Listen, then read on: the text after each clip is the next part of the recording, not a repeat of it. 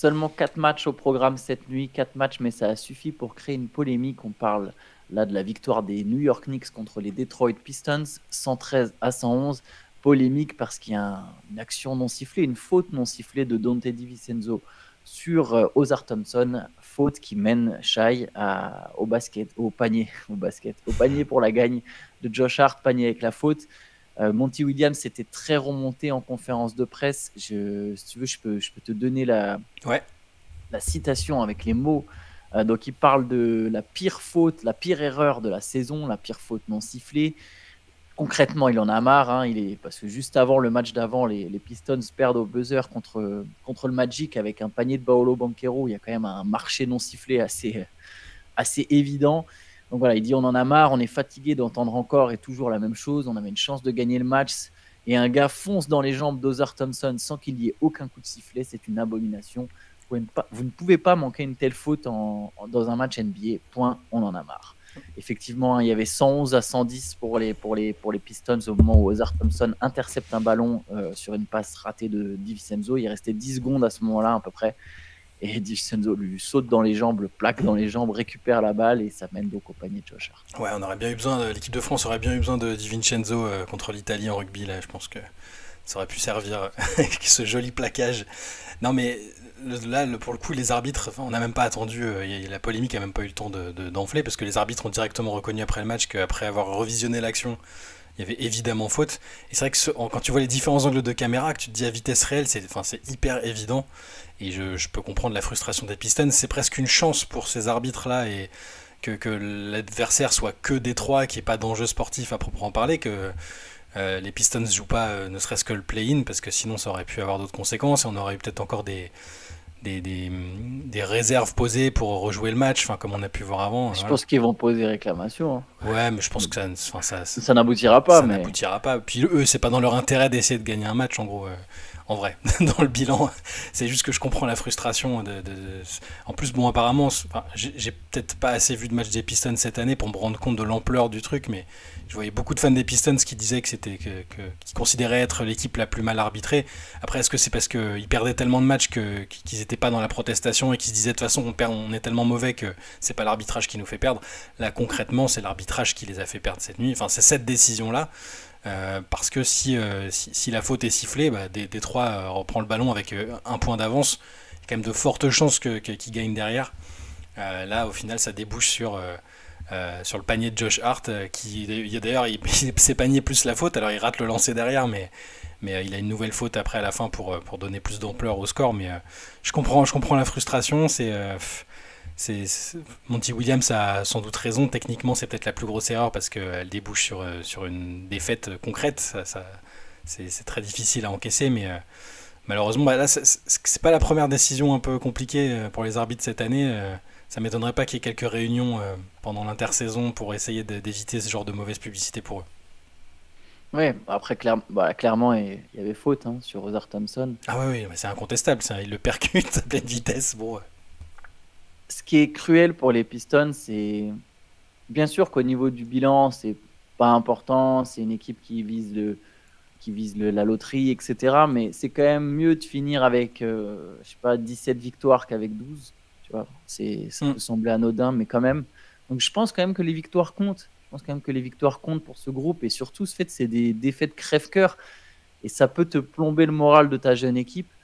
Comme je le disais juste avant, il y a un match sur le Magic où ils sont dedans jusqu'au bout. C'est quand même des équipes de play-off, Orlando, New York, ou des équipes de play-in. Et tu tiens, tu es dans le coup, tu perds.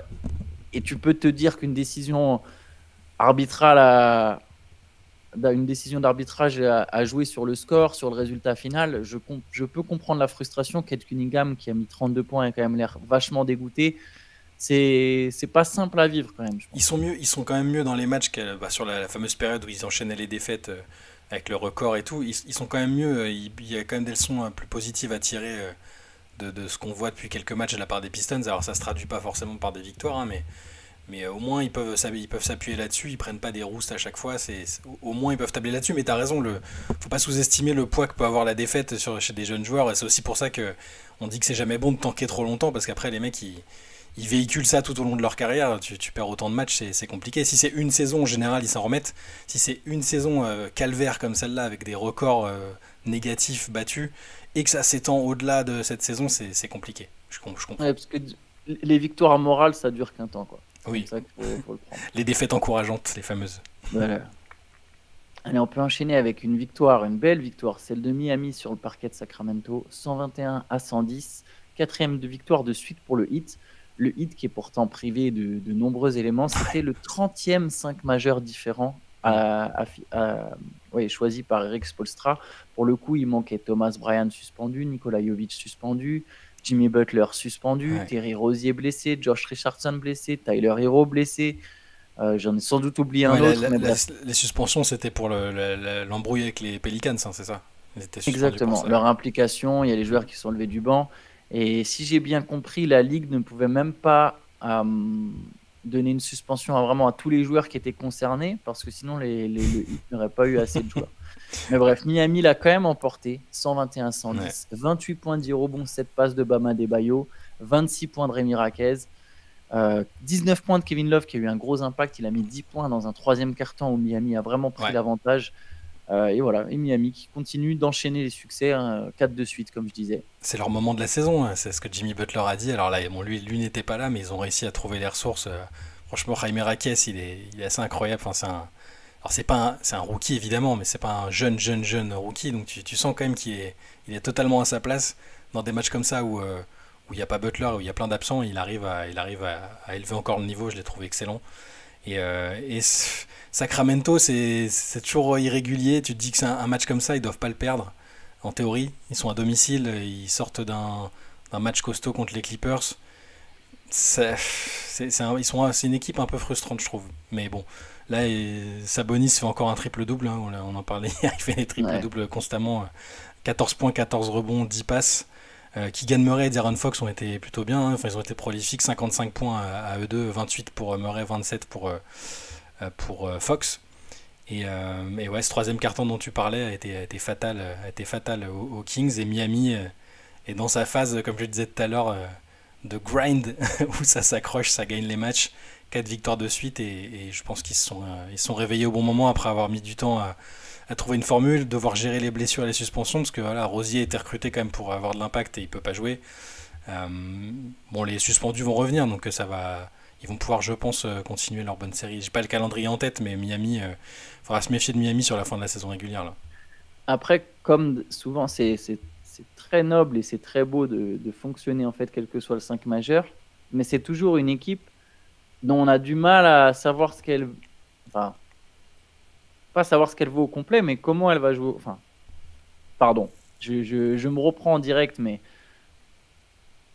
il va falloir trouver une formule. Hein. Il y a un moment où tout le monde sera là. Il va falloir trouver des automatismes quand tout le monde sera là. Et des automatismes qu'ils n'ont pas développés pour l'instant. Parce que justement, il n'y a jamais tout le monde. Mais on ne sait toujours pas à quel point Tyler Hero et Jimmy Butler peuvent jouer ensemble. Je suis désolé, c'est un fait. Et on ne peut pas me parler des playoffs de l'an dernier et pas Tyler Hero. La dernière fois que Tyler Hero et Jimmy Butler ils ont brillé ensemble, Tyler Hero il sortait du banc. Donc là, maintenant, faut encore gérer ce truc-là. Ils ne sont pas ensemble pour l'instant. On verra si Terry Rozier revient. Donc, le Heat trouve des solutions et c'est super. Et le Heat sera évidemment plus fort au complet parce qu'il y a quand même une vraie rotation profonde dans cette équipe. Il y a du monde, il y a des bons joueurs. Mais il va falloir trouver les automatismes quand tout le monde sera là. 35 majeurs en 57 matchs, c'est pas toujours un très bon signe. Ce qui est C'est un peu intéressant, beaucoup. c'est d'avoir un bilan positif malgré ça. Hum. Mais c'est pas toujours très bon signe, justement. Tu n'as pas encore trouvé ta formule, a priori. Ouais, En bah après, Duncan Robinson, il sort du banc, il revient. Après, c'est des mecs. La richesse de ce truc, c'est que c'est des mecs qui arrivent à s'adapter et qui arrivent à accepter leur rôle à chaque fois. ils sont Duncan très, Robinson, ils sont disparaît, il coachables, revient. voilà. Ils sont coachables et ils ont un coach qui est fort pour l'adaptation. Donc oui, c'est peut-être d'être un peu trop optimiste et à un moment ça passera peut-être plus, mais j'ai toujours l'impression que Spoelstra trouvera la bonne formule au bon moment et arrivera à faire en sorte que Hero et Butler jouent correctement ensemble. Mais t'as raison, hein, ce serait n'importe quelle autre équipe, je Et pense que je serais très inquiet. Hein. je serais tellement en your ass Ouais, Si Miami bien sûr. sort vite en playoff. Vous allez m'entendre encore plus que pour Memphis. Mais Je me mettrai avec toi, je prétendrai que j'ai pas dit ça et on se mettra sur Théo pour le charrier. mais non, mais après, le Heat est une bonne équipe et je reconnaîtrai volontiers la puissance de cette équipe. C'est quand même une équipe que j'aime bien. C'est une équipe qui, je comprends que qu'on ait envie d'aimer le Heat, en fait. C'est Mm. vraiment une équipe qui joue dur. C'est le genre d'équipe que tu as envie d'avoir euh, quand tu fais du basket. Tu te dis, ah, j'aimerais bien être cette équipe, tu vois. Où tout le Ouais. monde joue, c'est collectif, ça joue intense, ça défend. C'est quand même des équipes très inspirantes. Allez, on enchaîne avec une autre équipe qui est sur une série de victoires, une autre équipe de l'Est qui est d'ailleurs pour le coup, elle, en course pour le play-in. C'est Toronto. Toronto qui a battu Indiana 130-122. Les Raptors sont invaincus depuis le break du All-Star Game. Alors que je dis en course pour le play-in, c'est-à-dire qu'ils sont 3 matchs et quelques d'écart. Mais belle victoire. Alors, leur coach leur avait promis de les emmener dîner ou de leur offrir une pizza s'ils gagnaient un 3e match de suite. Donc voilà, apparemment, ils voulaient la pizza. Ouais. Ils sont allés la chercher avec un triple-double de Scottie Barnes. Des stats quand même 21 points, 12 rebonds, 12 passes, 5 blocs. C'est pas dégueu. All-Star. Hein. Et donc cette victoire, oui, All-Star, exactement. Ah, il le mérite, il fait une très belle saison, lui. Ouais. Et Toronto. Scottie Barnes très bien. Et agréablement surpris par Grady Dick. J'étais très sceptique sur le joueur au début de la saison. Je trouvais que bon, il se dispersait un peu en dehors et sur le terrain on le voyait pas trop. Il n'était pas ultra utilisé et utile. Là, il était décisif. Hein. Il met 2 gros paniers à 3 points pour faire l'écart dans le 4e quart-temps. 18 points en tout.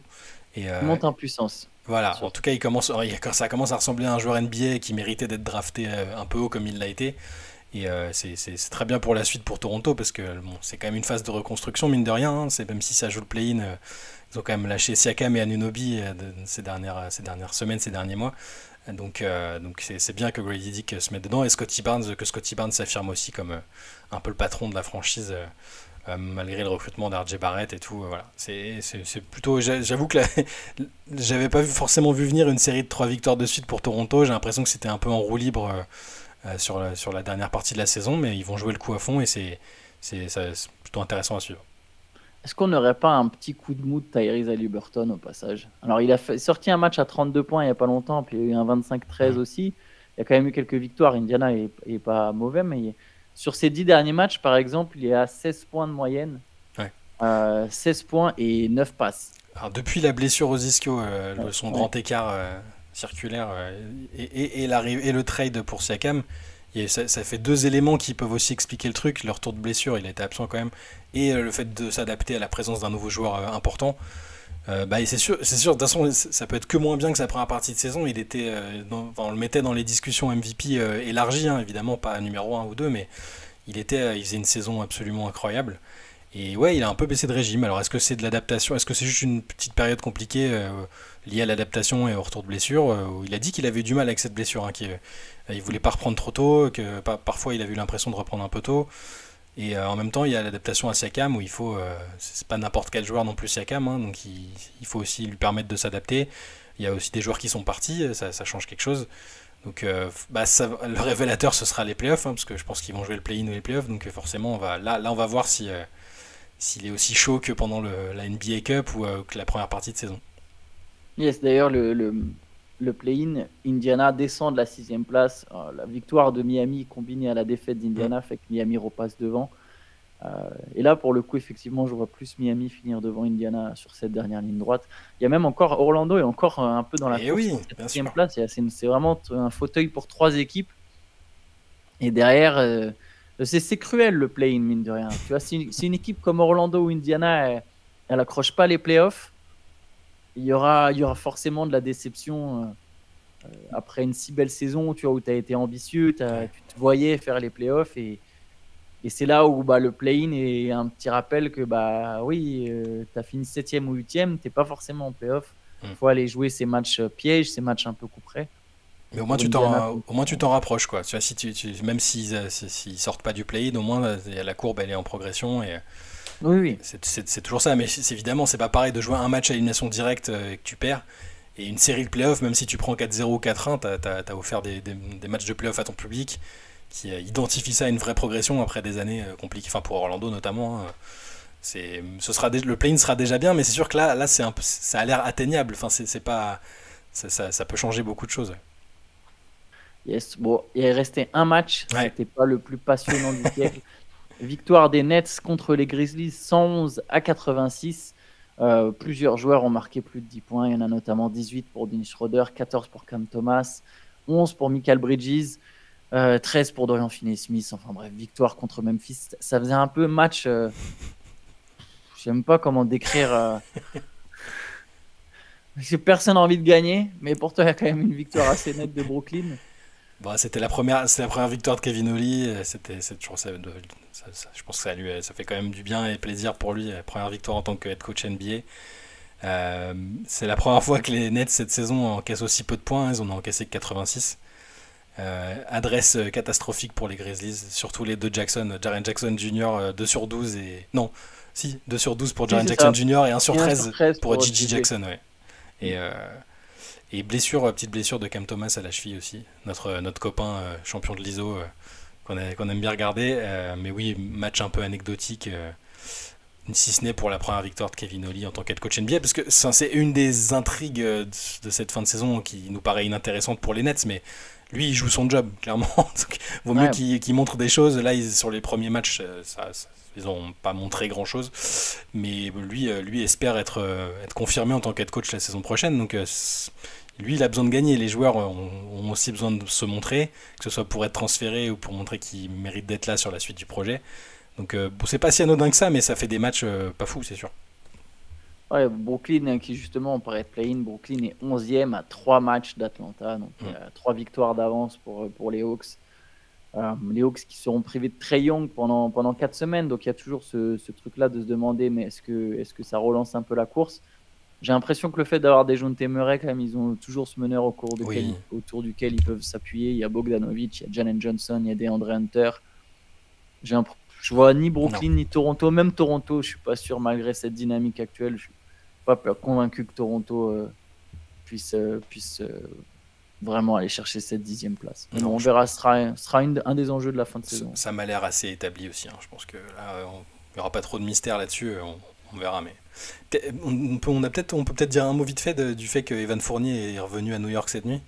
On l'a pas mentionné tout à l'heure. Bon, il était en sortie de banc évidemment. Il a mis 7 points, donc c'est pas lui qui a porté les Pistons évidemment, mais c'était pas anodin. Il avait donné une interview au New York Daily News juste avant le match, qui était assez intéressante parce qu'il revenait sur cette période un peu. Pour lui, c'est quasiment sa pire période sportive en carrière de son point de vue. Tu fais quasiment 2 saisons blanches. Par une saison et demie, voilà, c'est ce qu'il dit. Et en même temps, il a quand même nuancé en disant que c'était les plus beaux moments de sa vie parce que il a vécu le rêve d'être à New York au quotidien. Donc ça, avec son 2e fils qui est né là-bas, tout ça. Et j'ai bien aimé qu'il rappelle, parce que j'imagine que le journaliste qui l'a interrogé lui a dit ça fait quoi d'être un vétéran, un ancien dans le vestiaire des Pistons? C'est un des plus vieux, si ce n'est peut-être le plus vieux maintenant du groupe à Détroit. Faudrait que je regarde, parce que c'est une équipe assez jeune. C'est tout à fait possible. C'est ça. Donc bon, il a dit en anglais, il a fait bro, j'ai que 31 ans, j'ai pas 40 ans, et je suis censé être littéralement dans les meilleures années de ma carrière, et il a raison. Et donc c'est pour ça qu'on espère. Il y a Mike Muscala qui a 1 an de plus que lui. Bon, voilà, tu vois. J'ai oublié que Mike Muscala était à Détroit, tu vois. Mais ça rappelle qu'il est théoriquement encore dans ses bonnes années et qu'il a besoin juste d'une opportunité pour le montrer. Nous, on est très égoïstement contents qu'il ait ne serait-ce que 15 minutes par soir, histoire de ne pas faire 2 saisons blanches complètes avant de disputer les JO. Mais oui, bon, c'était bien de rappeler qu'il a que 31 ans et qu'il a théoriquement encore de bonnes choses à donner sur un terrain, que ce soit à Détroit ou ailleurs. Oui, ça fait 5 matchs de suite d'ailleurs pour lui. Ça faisait longtemps. Ça faisait longtemps. On sait qu'a priori, il va jouer jusqu'à la fin de la saison, sauf blessure. Voilà, une très bonne nouvelle. Pour lui, donc c'est bien, il va pouvoir se mettre en rythme et se montrer ensuite aux Jeux Olympiques pour aller chercher un meilleur contrat. Enfin, quoique, il y aura le contrat d'abord. Il faudra d'abord trouver une équipe. Ouais. Mais s'il n'a pas signé d'ici les JO, il pourra montrer tout ce dont il est capable. Donc, c'est cool pour Fournier. Yes. On va se laisser là-dessus. On se retrouve de toute façon ce soir pour une late session, 23h sur Twitch.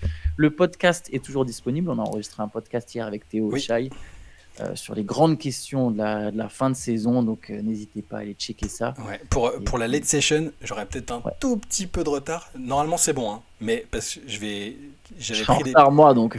Ouais, non, mais juste pour prévenir les gens ce sera peut-être pas 23h tapante, parce que tu sais, en janvier, j'avais des places pour un match pour aller voir le Red Star, et ça avait été reporté. C'était un vendredi, et ils ont décalé ça un mardi soir, là, donc je vais aller voir le match, qui se termine normalement pas trop tard, mais le temps de rentrer, voilà, je préfère prévenir nos chers haters que ce sera peut-être pas 23h, mais 23h10, quoi.